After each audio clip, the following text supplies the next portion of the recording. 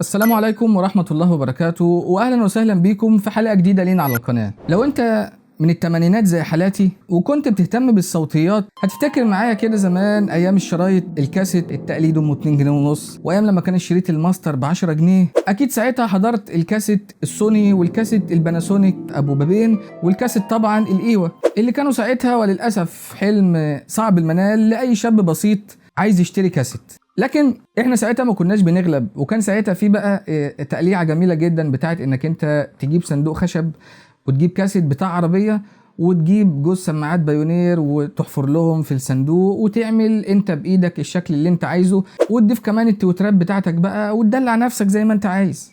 وبعد كده في مرحله لاحقه بقى في التسعينات، بعد انتشار الكمبيوتر طبعا في المبادره اللي كانت موجوده ساعتها بين طلاب المدارس، ابتدى التوجه لسماعات الكمبيوتر يزيد اكتر. وطبعا مش محتاج اقول لكم ان السب ووفر الاشهر ساعتها والاقوى كان الكرييتيف انسباير، ايا كان بقى 2.1 ولا 4.1، وكان في خيارات تانية طبعا معاه زي التايجر او حتى السب الفانتوم، بس ظهر شويه وبعد كده اختفى. وعايز اقول لكم ان سب كرييتيف انسباير الاصدار الثاني 2.1 انا كنت شاريه ساعتها تقريبا في اواخر التسعينات، يعني بحوالي 310 جنيه، وده كان مبلغ كبير جدا ساعتها ان الواحد يشتري بيه سماعات كمبيوتر. وبالمناسبه هو لسه شغال معايا لحد وقتنا دوت، بس بسماعه واحده لان في سماعه منهم كان السلك بتاعها اتقطع وباظت. وطبعا بعد بقى لما افتكرنا مع بعض ودخلنا في مود النوستالجيا دوت، انا حبيت ان انا اجرب معاكم النهارده سب ووفر. انا بعتبره ان هو بيفكرني بزمن الصبات الجميل لو هنسميه كده بقى، وهو سب ووفر اللوجيتك الزد 470.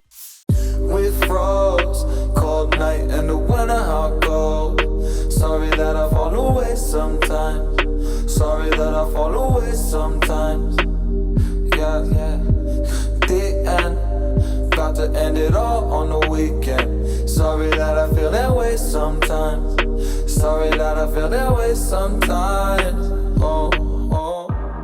الصب والسماعات بيجوا في كرتونة خامتها جيدة جدا، وطريقة وضع السماعات والصب نفسهم في الداخل للأمانة طريقة جيدة جدا، وتحافظ عليهم من الخبطات أثناء النقل أو التخزين حتى. وطبعا مش محتاج أقول ليكم عن ضرورة وجود لوجو الوكيل على الكرتونة اللي هو شركة أناسيا علشان الضمان.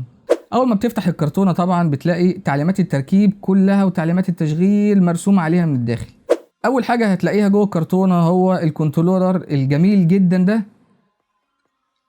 السماعتين موجودين جوه كرتونة تانية، كيبل 3.5 بوصة مرفق مع الصب، حجرين ريموت للمتحكم، ودول القاعدتين بتوع السماعات اللي بتقدر تركب فيهم السماعات سواء بطريقة أفقية أو رأسية، سلك الباور الخاص بالسب ووفر، وأخيرا السب ووفر نفسه. بالنسبة للإمكانيات والمواصفات الفنية بتاعة السب ووفر اللي موجود معانا، السماعات والصب معانا بيجوا بقدرة 80 واط، بس ده طبعا البيك باور بتاع الصب. متقسمين بقى في الوضع العادي ل 20 واط للصب و2 في 10 للسماعات. ابعاد السماعات اللي معانا 10 في 9.5 سم وارتفاع 20 سم. بالنسبه للصب 23 في 18 سم وارتفاع 24 سم بالارجل البلاستيكيه اللي موجوده تحت الصب. والسماعه طبعا الخاصه بالصب موجوده في الاسفل، والفتحه الاماميه ديت اللي ضغط الهواء بيطلع منها طبعا مع التشغيل. المتحكم بقى الجميل ده بيجي بقطر 7 سم وارتفاع 3 سم.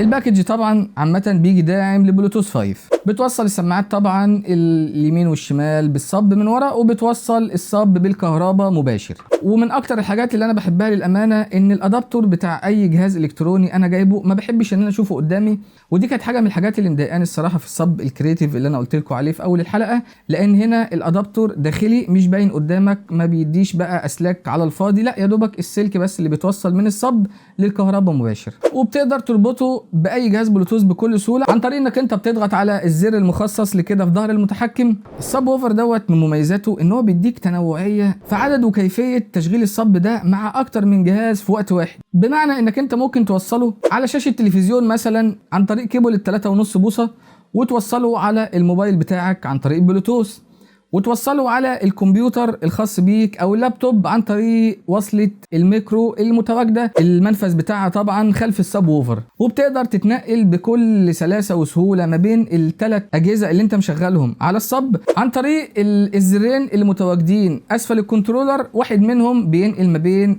وصلة اليو اس بي وما بين منفذ ال3.5 بوصة. منفذ ال3.5 بوصة بيديك اللون الفوشيا وانت مشغله، ومنفذ اليو اس بي بيديك اللون الابيض وانت مشغله. ولو حبيت تنقل على البلوتوث بتدوس على الزر المخصص بتاع البلوتوث وبيديك النور الازرق. فده بيسهل عليك برضو انك انت تبقى عارف انت دلوقتي شغال على انهي جهاز فيهم عن طريق اللمبه بتاعه الاشعارات اللي موجوده فيه. وطبعا عادي جدا انك توصله على البي سي عن طريق اي خيار من خيارات التوصيل دي، سواء بالبلوتوث او اليو اس بي او ال3.5 بوصه. ولكن انا يعني عندي نصيحه ليك، لو انت البي سي بتاعك خارج الصوت بتاعه على البورده محترم، في كارت صوت محترم، فوصله ساعتها بمنفذ 3.5 بوصة علشان ما تفقدش الخصائص اللي بتديها لك البرامج الملحقة طبعا مع البوردة، اللي بتديك دعم وبتديك تحكم في ايكولايزر وبتديك تحكم في عزل ضوضاء وبتديك خيارات كتير جدا. اما لو انت خارج الصوت او كارت الصوت عندك عامة على البوردة مش قد كده، لا ساعتها اقول لك وصله بمنفذ اليو اس بي عشان تستفاد بالجودة بتاعة الصوت اللي الصب ده هيوفرها لك. وكمان انت تبقى عارف ان التوصيل عن طريق كابل اليو اس بي او عن طريق بلوتوث بيديك خيارات اكتر للتحكم في الميديا، زي ما هو واضح كده في الصورة اللي هي اللي ملزوقة على المتحكم، اللي انا مرضتش اشيلها الصراحه لحد لما اعمل لكم الريفيو عن السب ووفر. بيديك خيارات كتيره انك انت تتحكم في قفل الصوت وتشغيل الصوت والتنقل ما بين الميديا المختلفه عن طريق عدد ضغطات معينه على الكنترولر.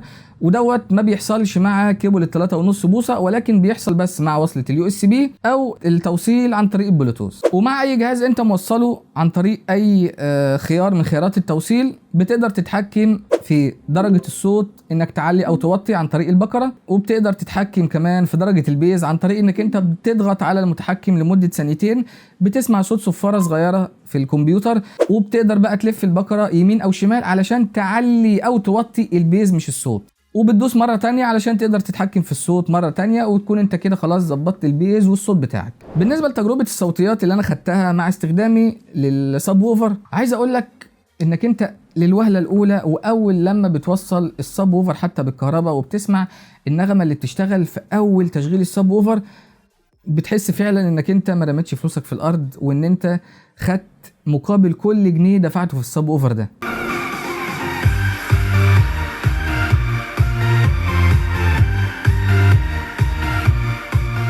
بتاخد صوت عالي، بتاخد صوت ضخم وواضح، وخصوصا لو انت هتعدل كمان على ملف الصوت بتاعك عن طريق البرنامج المدعوم بقى من البوردة بتاعتك.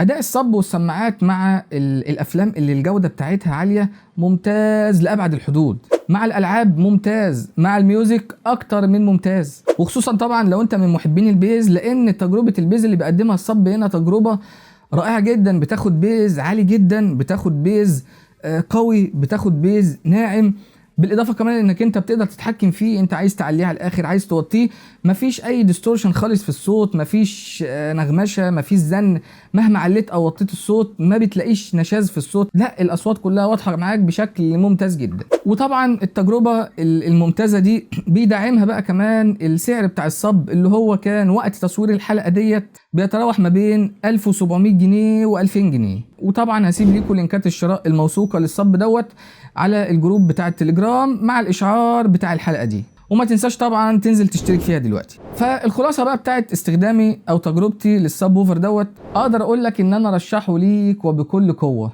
لان كل جنيه انت هتدفعه في الصب ده هتاخد مقابل ليه مميزات، وتاخد مقابل ليه اداء، وتاخد مقابل ليه متعه وانت بتستخدم الصب ده. تاخد جوده في خامات التصنيع، خامات التصنيع بتاعته جيده جدا، سهوله وسلاسه متناهيه في الاستخدام، والتعدديه ما بين الاجهزه اللي انت بتقدر توصلها عليه في نفس الوقت، جوده صوت وبيز قوي جدا لمحب الميوزك بقى. واخيرا ضمان محترم من شركه اناسيا، ضمان 2 استبدال. وهنا طبعا اقول لك لازم تتاكد زي ما قلنا من ملصق الضمان يكون موجود على الكرتونه، بالاضافه طبعا للفاتوره الضريبيه. ولو انت ما تابعتش الحلقه بتاعتنا بقى بتاعت الشراء الالكتروني، تقدر تتابعها من علامه الاي اللي موجوده هنا علشان تقدر بقى تعرف ازاي تشتري من بائع موثوق وانت مطمن، وكمان تقدر تطلب الفاتوره الضريبيه بتاعتك اونلاين علشان هتنفعك في الضمان. ولكن وللامانه قبل ما اختم انا ليا برضو ملاحظتين 2 بس على السب ووفر حابب انكم تعرفوهم قبل ما اختم معاكم الفيديو.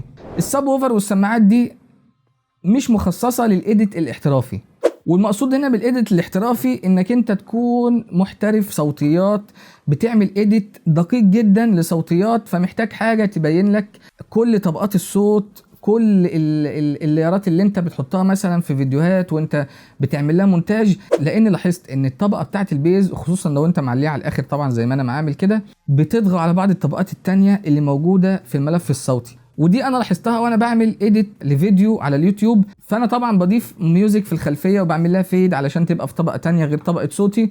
فكنت بلاحظ ان وانا بسمع على الصب لا الميوزك بتبقى واطيه بدرجه كبيره جدا، في حين ان انا لما بسمعها على سماعه تانية، وطبعا السماعه التانية دي هي ان شاء الله هتبقى موضوع المراجعه بتاعتنا القادمه، فعلشان كده انت لازم تتاكد انك انت عامل لايك للفيديو ومفعل جرس الاشعارات علشان يوصلك فيديوهاتنا الجديده اول باول. فلاحظت ان الطبقات بتاعه الصوت كلها واضحه في السماعه التانية، بس ممكن الميوزك هنا ما تبقاش واضحه زيها. فلو انت بتدور على سماعات علشان تشتريها علشان انت شغلك فيه اديت احترافي، لا ساعتها اقول لك ما تشتريش الصب دوت، وانت هتبقى محتاج بقى تدور في براندات تانية زي السامسونج وزي الكي ار كي او حتى الجي بي ال بقى لو انت ميزانيتك مفتوحه. لكن اي شغل تاني او اي استخدام تاني للصب دوت، الصب ده هيبقى اكتر من ممتاز معاك فيه. الحاجه التانية بقى اللي هي برضو تعتبر ملاحظه على الصب ده، مكان السماعه اللي هي بتاعه الصب موجود في الاسفل، ودي حاجه الصراحه مقلقه جدا، لانك انت لازم تخلي بالك جدا وانت بتنقل الصب ده، انك انت لا قدر الله لو حطيته على حاجه حاده ممكن